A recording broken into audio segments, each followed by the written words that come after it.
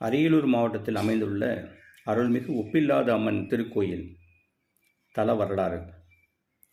வளையல் வியாபாரி ஒருவர் வெளியூரில் இருந்து அந்த ஊருக்கு வியாபாரம் செய்ய சென்றிருக்கிறார்.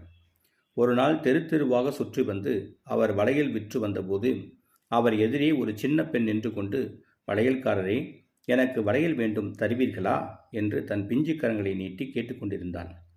குட்டி பெண் சுட்டித்தனம் எதுவும் செய்கிறாளோ என்று அவர் யோசித்திருக்கிறார்.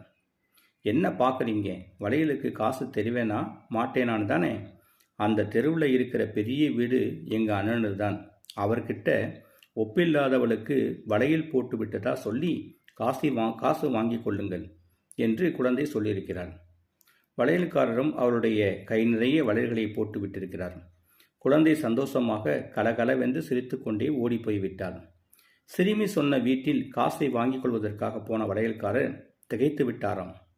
ஏனென்றால் அது அந்த ஊர் ராஜா ஒப்பில்லாத மடவராயரோட அரண்மனை. ராஜா வீட்டு பெண்ணா தன்கிட்ட வளையல் வாங்கியிருப்பாள் என்று தயங்கினாலும் கேட்டுத்தான் பார்ப்போம் என்று நுழைந்து கேட்டுவிட்டார் வியாபாரி. அரண்மனையில் அப்படி ஒரு பெண் குழந்தை இல்லை என்று சொன்னதுடன் ஏமாற்றுவதாக எண்ணி வளையல்காரரை திட்டி அடித்திருக்கிறார்கள்.